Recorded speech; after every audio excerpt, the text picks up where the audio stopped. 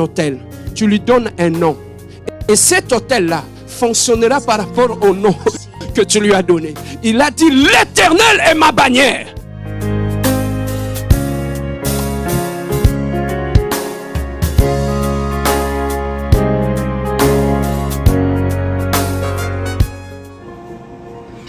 Shalom, bien-aimés dans le Seigneur, vous êtes bel et bien sur l'émission Le son de la trompette, une émission qu'anime votre serviteur, le pasteur Serge Billard. Bien-aimés dans le Seigneur, nous bénissons l'Adonai, l'Éternel des armées, le Dieu glorieux qui a permis que, en ce jour, nous puissions encore partager ensemble la parole de Dieu. Bien-aimés dans le Seigneur, le thème que Dieu m'a mis à cœur, que nous puissions partager aujourd'hui ensemble, je l'ai intitulé « Que faire si votre frère a péché contre vous ?» Qu'est-ce que nous pouvons faire lorsque nous trouvons notre frère, notre sœur dans le péché? Que faire lorsque, bien-aimé dans le Seigneur, dans la famille, tu trouves ton frère ou ta sœur dans le péché? Que faire lorsque ton père ou ta mère pêche contre toi? Que faire lorsque ton mari pêche contre toi? Que faire lorsque tes parents ont péché contre toi? Et que faire lorsque ton pasteur a péché contre toi? Bien-aimé dans le Seigneur, dans le livre de Luc, chapitre 17, versets 3 à 4, la Bible nous dit exactement ceci: prenez garde à vous-même. Si ton frère a péché, reprends-le, et s'il se repent, pardonne-lui. Et s'il a péché contre toi 7 fois dans un jour, et que 7 fois il revient à toi, disant « Je me repens », tu lui pardonneras. Bien-aimé dans le Seigneur, ce verset peut paraître difficile à appliquer pour une personne qui est loin de Dieu, qui n'a jamais connu Dieu et qui n'a pas le Saint-Esprit en lui. Nous étions hier dans le monde.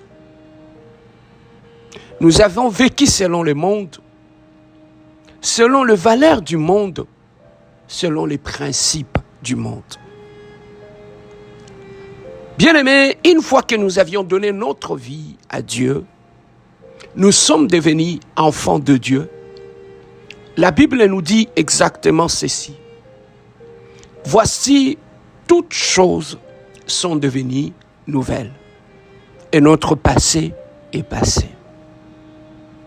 Ce que la Bible dit, le passé, ce que la Bible appelle par passé, c'est l'ancienne façon de vivre qu'on avait lorsque nous étions loin de Dieu.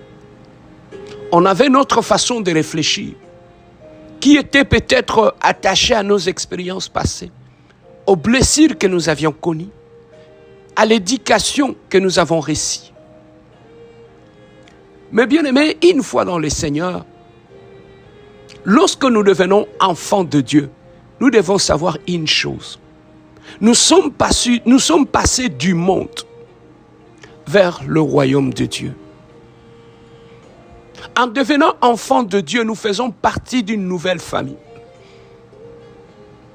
Cette nouvelle famille en Christ, sachez-le mon frère, ma soeur, a ses principes, a ses valeurs, a ses lois, a sa façon de régler les problèmes, qui est complètement différent de la façon qu'on réglait les problèmes lorsque nous étions encore loin de Dieu. Nous étions encore dans les ténèbres, nous étions encore dans l'obscurité, nous étions encore dans nos familles. Mais une fois que nous devenons enfants de Dieu, non seulement nous portons un nouveau nom, mais nous appartenons à une nouvelle famille.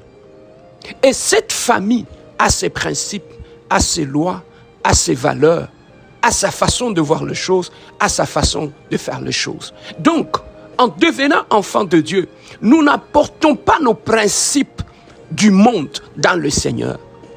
Nous n'apportons pas notre façon de faire les choses dans le Seigneur. Voilà pourquoi Dieu dit, il doit avoir une ligne de démarcation entre la personne qu'on était dans le monde et la nouvelle personne que nous sommes dans le Seigneur. Voilà pourquoi, bien-aimés, parmi les choses, bien-aimés, par rapport à laquelle nous devons nous conformer, c'est aussi la façon de réagir lorsqu'on est face à un frère qui a péché contre vous. Lorsque nous étions dans le monde, on pouvait réagir comme on voulait, parce qu'il n'y avait pas de loi, bien-aimés dans le Seigneur, qui nous dictait ce qu'on devait faire face à une déception, face à un frère qui vous a blessé, face à un frère qui a péché contre vous. Mais lorsque nous sommes dans le Seigneur, nous ne vivons pas seuls. Nous faisons partie d'une grande famille. Et cette famille, Dieu, dans sa famille, c'est un Dieu d'ordre. Il a déjà établi ses valeurs, il a déjà établi, bien-aimé dans le Seigneur, ce loi. Alors, en vivant dans une famille, nous ne sommes pas parfaits. Il arrivera que dans le Seigneur, que tu puisses pécher. Il arrivera que dans le Seigneur, que ton frère puisse aussi pécher contre toi. Voilà pourquoi, dans le livre de Luc, chapitre 17, versets 3 à 4, qu'est-ce que la Bible nous dit? Quelle procédure appliquer lorsque ton frère, dans le Seigneur, pêche contre toi?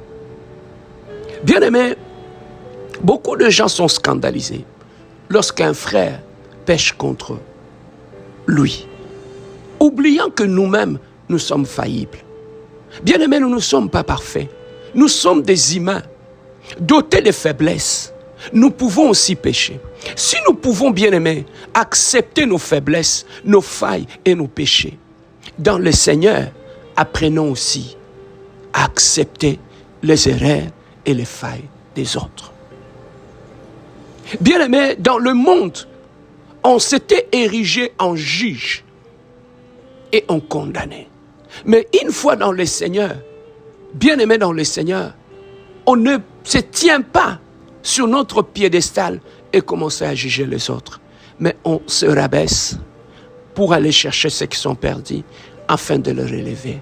La grandeur dans le Seigneur, c'est de relever ceux qui sont tombés, c'est de relever les faibles et non de les écraser. Voilà pourquoi, dans la procédure, selon Luc chapitre 17, verset 3, nous dit, prenez garde, si ton frère a péché, qu'est-ce qu'il faut faire?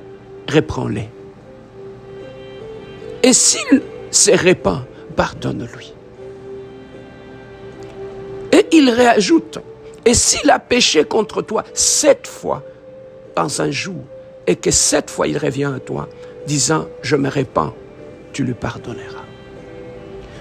Bien-aimé, dans la prière de notre Père, ce que j'aime, Jésus, lorsqu'il enseignait cela à ses disciples, il leur avait dit, dans cette prière, voilà comment vous devez prier. Dans cette prière de notre Père bien-aimé, on trouve tout ce qu'il faut à une personne pour que ton existence sur cette terre des hommes soit parfaite. Il dit, pendant que tu pries, n'oublie pas que tu es aussi pécheur. Pendant que tu demandes pardon à Dieu, n'oublie pas que toi aussi tu avais péché contre tes frères. Et Jésus dira ceci, Père, pardonne-nous nos offenses, comme nous pardonnons aussi à ceux qui nous ont offensés. Bien-aimé, cette personne qui prie, qui demande pardon à Dieu à cause de son péché, il s'appuie sur la façon qu'il se comporte vis-à-vis de ceux qui sont péchés. Il dit à Dieu, Papa, moi, tout ce qui pêche contre moi, je le pardonne. Voilà pourquoi, en venant vers toi, pardonne-moi aussi. Jésus-Christ, au travers de cette prière, voulait nous enseigner qu'une personne qui ne sait pas pardonner ne pourra jamais obtenir le pardon auprès du Père. Une personne qui a du mal à pardonner, celui qui ne vit pas dans le pardon, aura toujours du mal à avoir le pardon devant le Seigneur. Voilà pourquoi, lorsque tu lis dans le livre de Matthieu chapitre 5, verset 24, tu vas découvrir quelque chose. Maintenant, Dieu s'adresse à celui qui ne veut pas pardonner. Il est resté crampé dans sa position. Il m'a fait du mal, il est condamné, il est banni et ça reste comme ça. Mais cette personne-là, lorsqu'il se présente devant Dieu, alors que dans son cœur, il a des personnes par rapport à qui il n'a jamais accordé le pardon. Comment Dieu réagit lorsque cette personne vient devant l'autel à l'église avec un cœur rempli de haine et de manque de pardon? Matthieu chapitre 5, verset 24. Je peux commencer au verset 23. La Bible dit, si donc tu présentes ton offrande à l'autel et que là, tu te souviens que ton frère a quelque chose contre toi, laisse là ton offrande devant l'autel et va d'abord te réconcilier avec ton frère pour reviens présenter ton offrande. Bien-aimé dans le Seigneur, ici, Dieu dit, il n'y a pas d'hypocrisie lorsque tu viens devant moi. Tu ne viens pas devant moi. Lorsque tu viens devant moi, avec ton offrande dans tes mains, ce n'est pas ton offrande qui m'intéresse. Ce qui m'intéresse d'abord, c'est d'abord vivre en paix avec ton mari, avec ta femme, que tu pardonnes d'abord à ta femme, à ton frère, à ta soeur. Dieu n'a dit, je ne vais pas chercher à comprendre ce qui s'est passé. Mais tout ce que moi je te dis, dans les choses de Dieu, le principe est tel que moi, ton offrande ne m'impressionne pas aussi longtemps que tu es problématique, aussi longtemps tu vis dans la haine, dans le manque de pardon. Bien-aimé, Dieu n'est pas un Dieu des hypocrites, mais Dieu est un Dieu du pardon. Voilà pourquoi il dit à la personne, je ne reçois pas ton offrande aussi longtemps que tu as des problèmes. Bien-aimé, retenez ceci. Le manque de pardon, lorsque tu refuses de pardonner, c'est un choix. Mais sachez que tout choix a une conséquence. Même lorsqu'on se présente devant l'Adonai, l'Éternel des armées. Dieu a refusé de recevoir l'offrande de cette personne qui a un problème avec son frère. Et à combien plus forte raison, sa prière. Faire le choix de ne pas pardonner, bien aimé, ça peut te donner l'impression d'être dans ton ego, dans ton orgueil. C'est bien beau. Pour nourrir ton orgueil et ton ego, tu peux refuser de pardonner. Mais sachez que cette attitude aura des conséquences lorsque tu t'approcheras d'un Dieu d'amour.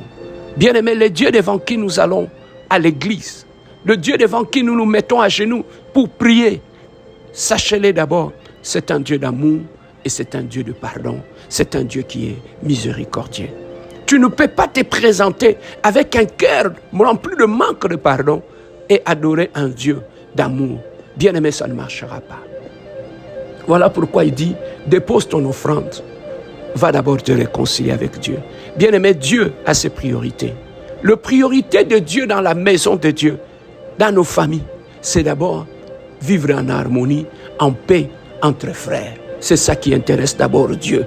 Au-delà de nos prières, au-delà de nos longues prédications, ce qui intéresse d'abord Dieu, il veut nous voir unis, parce qu'il est le Père, le chef de la famille. Aucun chef de la famille ne peut accepter de voir la division dans la vie de ses enfants.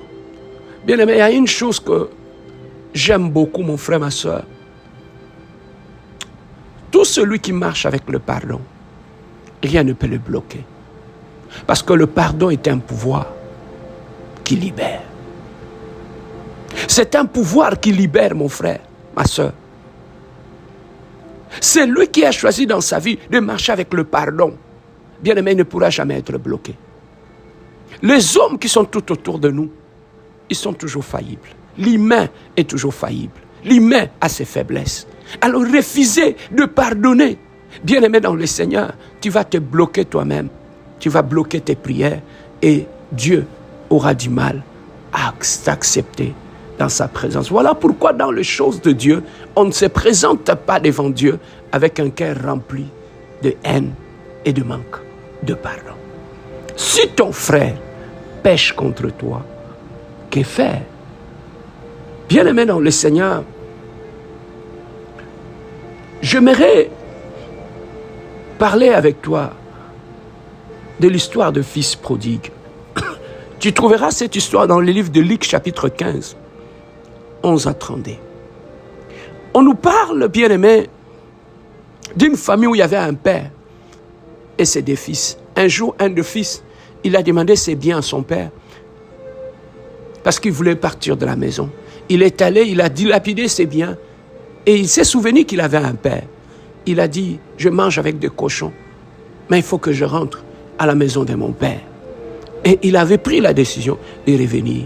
Mais la Bible dit, son père voyant venir son fils, il était ému de compassion. Et il a couru, il est allé accueillir son fils. Il a ramené son fils à la maison. Il a demandé au serviteur de le laver, de l'habiller, bien aimé, de faire une grosse fête.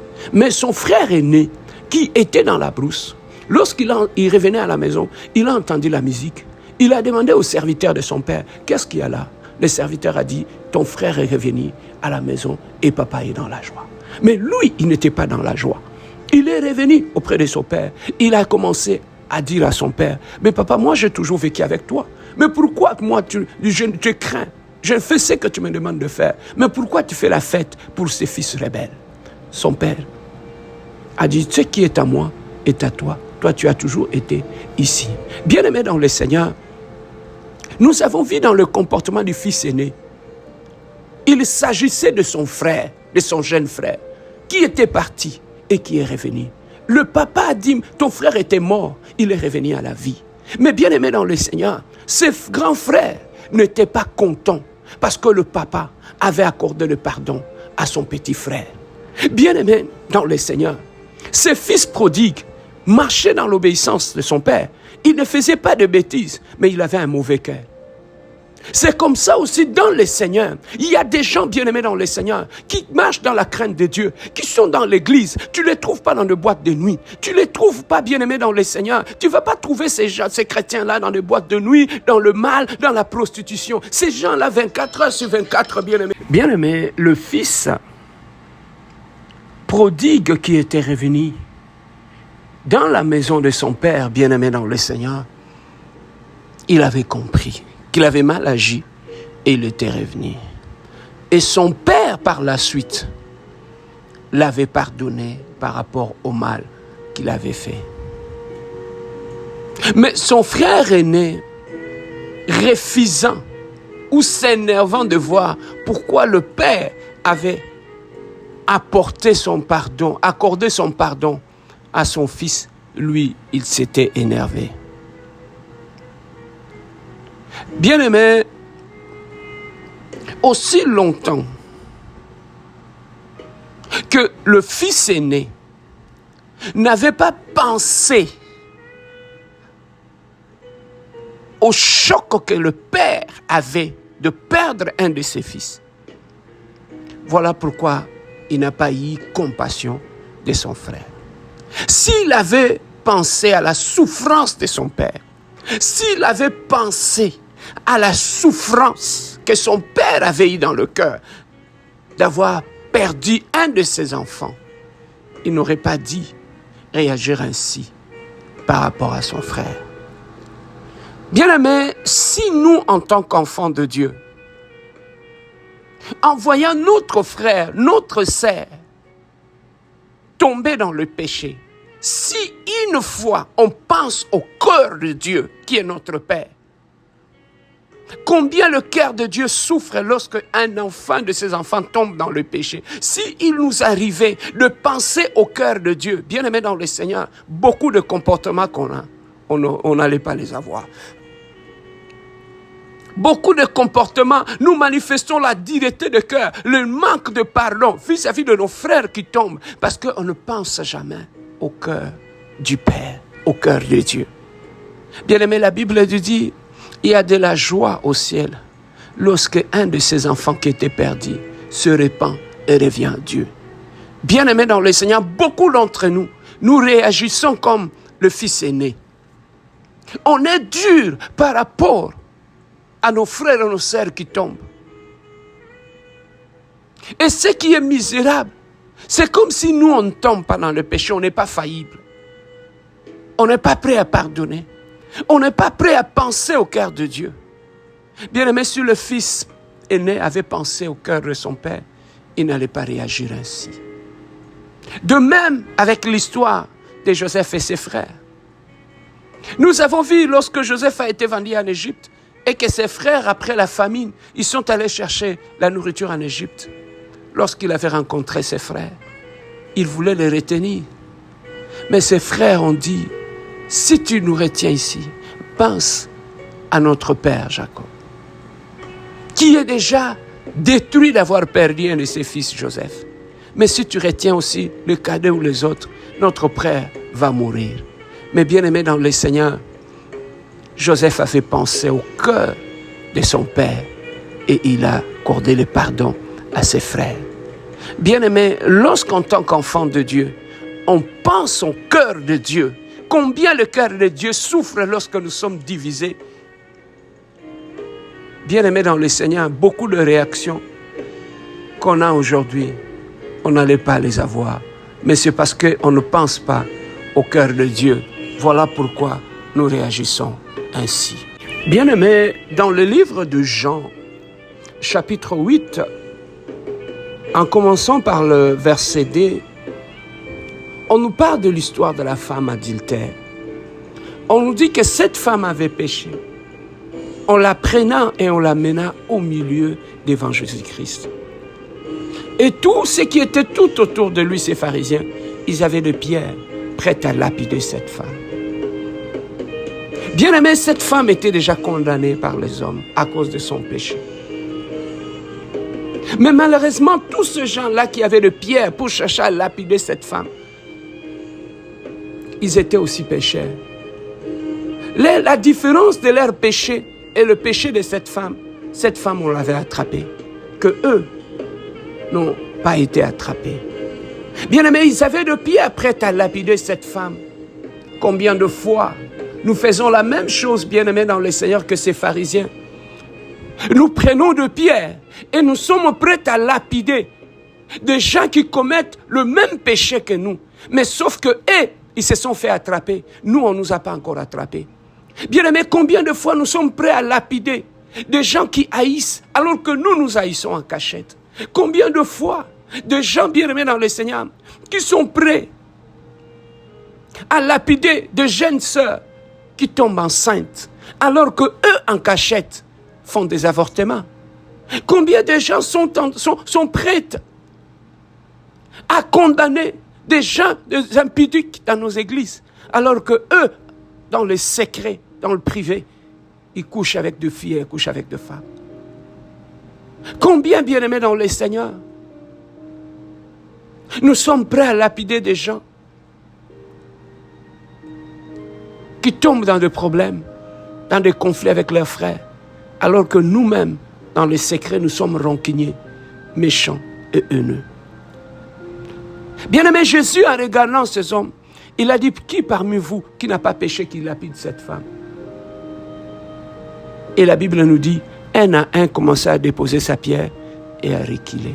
Pourquoi? Parce que dans leur conscience, leur péché parlait. Pendant qu'ils avaient de pierres levées, dans leur conscience, ils entendaient impudiques. Dans leur conscience, ils entendaient menteurs. Dans leur conscience, ils entendaient manipulateurs, impudiques, ivrognes dans leurs pensées. Et quand leur pensée les a jugés, ils ont déposé la pierre, ils sont rentrés. Combien de fois, bien aimés dans le Seigneur, nous avions tué nos propres frères, dans nos églises, dans nos familles, alors que nous commettons le même péché.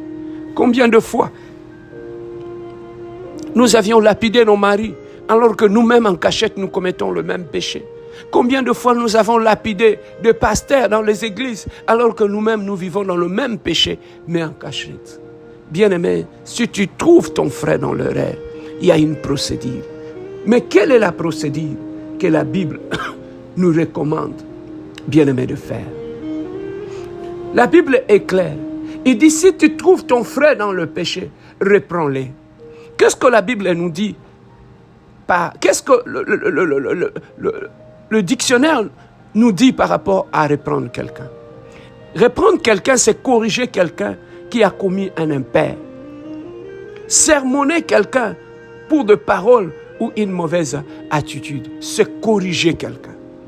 Bien-aimé, la Bible nous dit, si tu trouves ton frère dans l'erreur, répands-les. Si tu trouves ton frère dans le péché, reprends-les. S'il se répand, pardonne-les. Dieu ne dit pas, si tu trouves ton frère dans l'erreur, que tu montes sur la décapole, commencer à les crier sur le toit. Que tu ne puisses pas prendre un micro, monter sur le toit, commencer à vilipender ton frère parce que tu l'as trouvé dans le péché. La Bible nous dit, si tu trouves ton frère dans l'erreur, bien-aimé, l'amour nous poussera à le prendre, à le reprendre entre nous. La Bible dit, s'il se répand, c'est alors que tu le pardonneras. Mais bien-aimé, dans ces versets, on nous dit, si tu trouves ton frère dans l'erreur, reprends-le.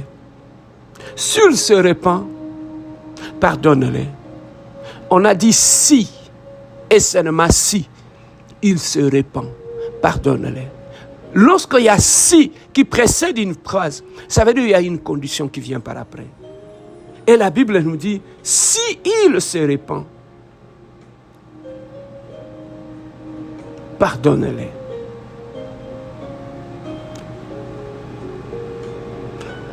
Alors tu pourras le pardonner. C'est l'ordre que le Seigneur a défini, bien-aimé. De nombreuses personnes désirent être pardonnées sans se repentir. Bien-aimé, pour être pardonné, selon le principe de ce verset, Luc 17, la Bible nous dit, s'il se répand, pardonne-les. Mais le problème est que notre orgueil, des fois, nous empêche de nous repentir lorsque nous avions péché contre notre frère.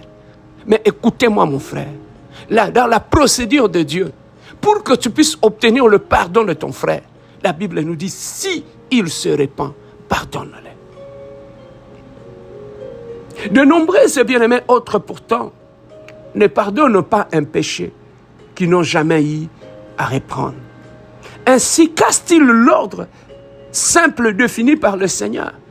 Nombreux sont ceux qui réprimandent les autres pour des choses qui ne sont pas de péché, péchant ainsi contre eux-mêmes. Il existe un grand nombre de personnes très volubiles à propos de tous et de chacun. Si vous vous trouvez concerné par ce qu'ils disent,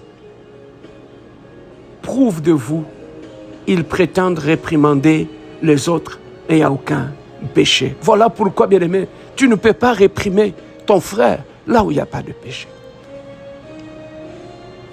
Et qu'est-ce qui se passe-t-il?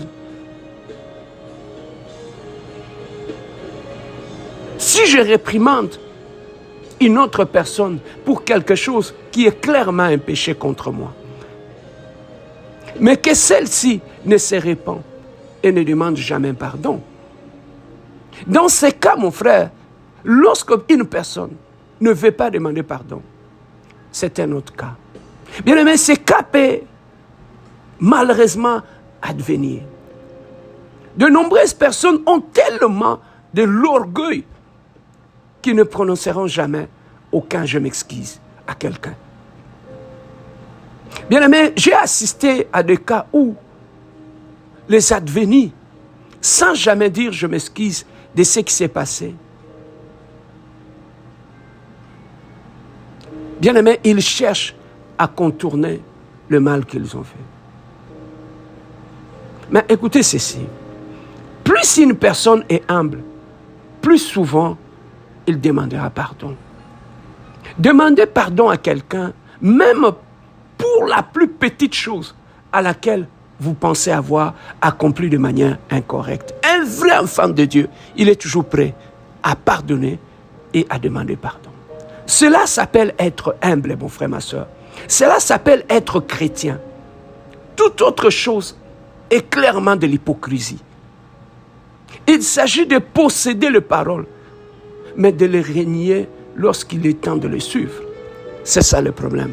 Beaucoup ont la parole de Dieu. Ils ont le nom de Dieu dans leur bouche. Ils prétendent connaître le Seigneur, rester longtemps dans le Seigneur. Ils connaissent vivre dans la parole de Dieu. Mais le problème est que lorsqu'il s'agit de pardonner, beaucoup renient la parole. Beaucoup de chrétiens bien-aimés, à cause de leur méchanceté, ils ont arraché le feuille de la Bible où la Bible nous recommande le pardon. Les seuls bien-aimés versets qu'ils maîtrisent, ce sont les versets qui soutiennent leurs faiblesses. Bien-aimés, posséder la parole de Dieu est une chose, mais mettre en pratique la parole de Dieu en est une autre. Ne pas demander pardon ne nuira pas seulement à la personne contre qui a été commis le péché, mais également à celle qui l'a commis. Si par exemple une personne est très volubile quant à critiquer ou intimider les autres, s'il n'est pas confronté, alors il nuira certainement à beaucoup et sera également renié par pratiquement tous. Comment être ouvert face à une personne qui intimide et ne s'en répand pas? Pas étonnant, bien-aimé, que cette personne finisse seule. Une personne qui ne demande jamais pardon, une personne qui ne pardonne pas, mon frère, retenez ceci, dans la plupart des cas, ce sont des gens qui se retrouvent seuls. Lorsque tu ne pardonnes pas et que tu ne demandes pas pardon, tu vas vivre avec qui? Ta femme va te quitter, ton mari va te quitter, tes frères vont s'éloigner, tes amis vont s'éloigner, tu vas finir par rester seul. Pourquoi? Parce que dans ta vie, tu ne marches pas avec le pardon et tu ne sais pas comment demander pardon et tu ne sais pas comment te repentir. Voilà pourquoi tu vas trouver que ces genres de personnes, ils vivent avec des gens. Lorsqu'on découvre ces côtés méchants en eux, ils vous quittent. Ils vont aller se retrouver d'autres personnes. Ils n'ont que de nouvelles personnes dans leur vie. Et que lorsque ces gens-là comprennent qui ils sont, bien aimés dans le Seigneur, ils quittent tous ces mondes-là. Si ton frère pêche contre toi, va, reprends-le entre toi et lui seul. Ça, c'est Matthieu 18, chapitre 15, verset 17 nous dit ceci. Si ton frère a péché, va, reprends-le entre toi et lui seul. S'il t'écoute, tu as gagné ton frère. Mais s'il ne t'écoute pas, prends avec toi une ou deux personnes afin que toute l'affaire se règle sur la déclaration de 2 ou de 3 témoins. S'il refuse de les écouter, dis-le à l'église. S'il refuse aussi d'écouter l'église, qu'il soit pour toi comme un païen et un publicain. Bien-aimé, ça c'est la procédure que la Bible dit. Une personne qui n'aime pas reconnaître ses fautes, qui n'aime pas demander pardon ou pardonner, la Bible nous demande de les considérer comme un païen. Il nous demande de les considérer comme un païen. Bien-aimé, dans le verset de Matthieu 18, verset 15 à 17, il y a une procédure. Bien-aimé, cet ordre que Dieu a établi, parce qu'il est lui-même le chef de l'Église. Donc, il a établi l'ordre des choses. Comment ça va se passer? Comment nous pouvons régler ces choses? Nous ne le réglons pas à notre façon. Mais il y a une procédure. Si tu trouves ton frère dans le péché, il demande d'abord, entre toi et lui, vous deux d'abord. Ça commence par là. Par où commencer? Lorsque je trouve mon frère dans l'église, dans la famille, dans la maison, mon mari ou ta femme tombé dans le péché, ne va pas les raconter dehors d'abord. Dieu dit, entre vous deux, va d'abord. reprends-les, corrige-les entre vous deux. S'il ne veut pas écouter, c'est alors que tu prendras une autre personne ou deux personnes, non pas pour l'achever, mais pour l'aider. Et ces gens-là vont servir de témoins, bien-aimés dans le Seigneur. Et si ils refusent, c'est alors que vous ramenez le problème dans l'église. Et lorsque l'église va chercher à gérer ces problèmes, si cette personne ne veut pas se repentir, c'est alors qu'il sera considéré comme un païen. Alors pourquoi essayons-nous d'agir différemment alors que la procédure est déjà là dans nos églises? Pourquoi pensons-nous qu'il est préférable d'être silencieux face au mal ou à l'abus? Bien-aimé, la Bible nous dit, lorsqu'on te trouve dans le péché et qu'on vient de te dire, la Bible ne nous dit pas, il n'y a pas de ma vie privée, c'est ma vie privée, personne ne s'en occupe. Non, la Bible nous recommande, quand on te trouve dans le péché, qu'on t'en parle.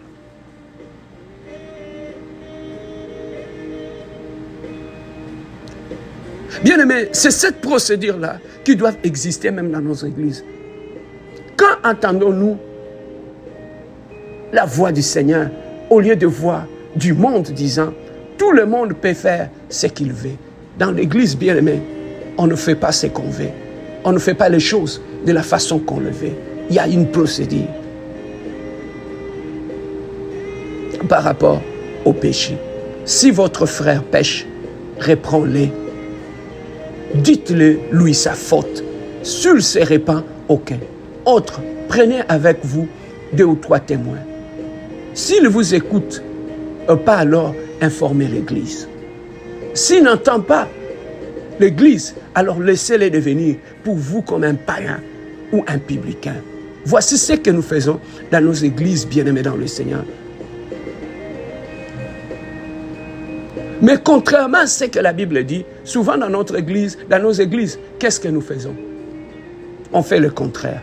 Si votre frère pêche contre vous, ne le dites à personne, mais oubliez-le.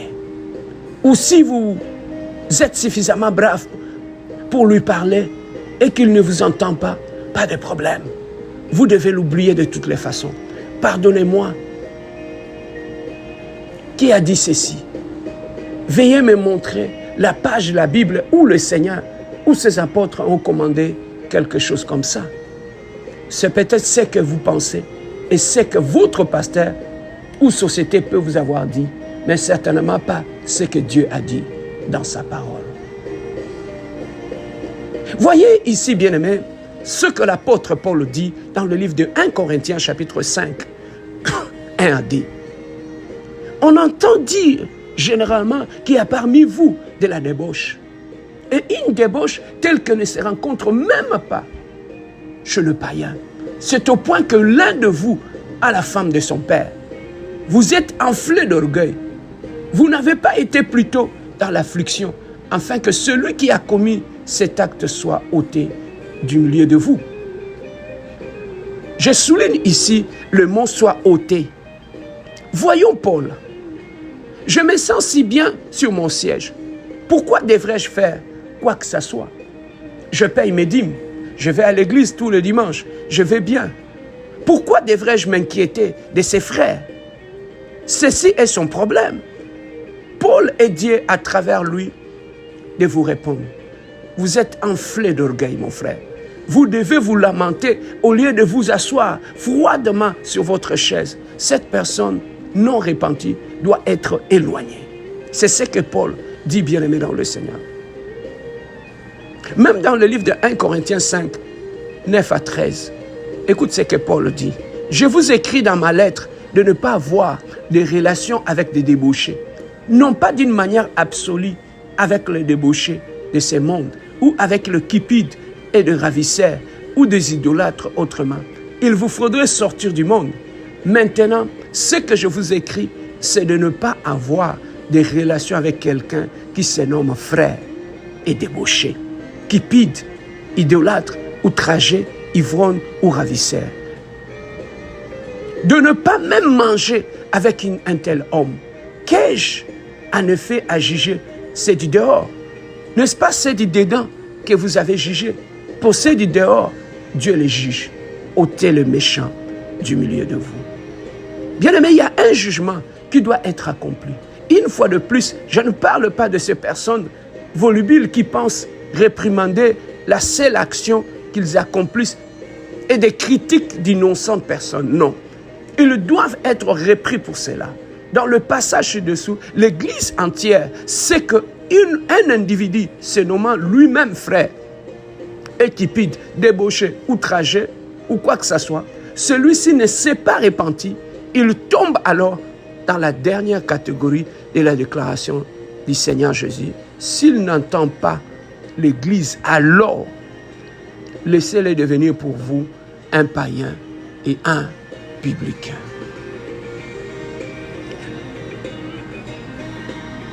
Bien-aimés, dans le livre de 2 Thessaloniciens 3, 14 à 15, la Bible nous dit ceci. Et si quelqu'un n'obéit pas à ce que nous disons par cette lettre, notez-les. N'ayez point de relation avec lui afin qu'il éprouve de la honte. Ne le regardez pas comme un ennemi, mais avertissez-le comme un frère. Notez-les, n'ayant point de relation avec lui. Le but n'est pas de rejeter cette personne, mais qu'il éprouve de la honte, ainsi se répand. Au contraire, au sein de nos églises modernes, nous avons honte de dire à cette personne de se repentir. Mais il doit être évité afin qu'il puisse avoir honte et se repentir. Évitez de ne pas dire rejeter. La parole dit dans Jacques 5, 19 à 20, « Mes frères, si quelqu'un parmi vous s'est égaré loin de la vérité et qu'un autre lui ramène, et qu'il sache que celui qui ramène un pécheur de la voie où il s'était égaré sauvera une âme de la mort et couvrira une multitude de péchés. » Et bien aimé, même dans Ézéchiel chapitre 18, 23 nous dit, « Ce que je désire, est-ce que le méchant meure? Non, dit le Seigneur. L'Éternel ne sait pas qu'il change de conduite et qu'il vive. » Dieu ne désire pas le rejet, mais la repentance de la personne qui pêche. Désormais, pour que la repentance survienne, la réprimande est nécessaire. Si cet individu n'écoute personne, alors il doit être mis de côté, noté et évité. Enfin, pour terminer, bien-aimés dans le Seigneur, comme dans le livre de Matthieu 18, 18, la Bible dit, « Je vous le dis en vérité, tout ce que vous lierez sur la terre sera lié dans le ciel.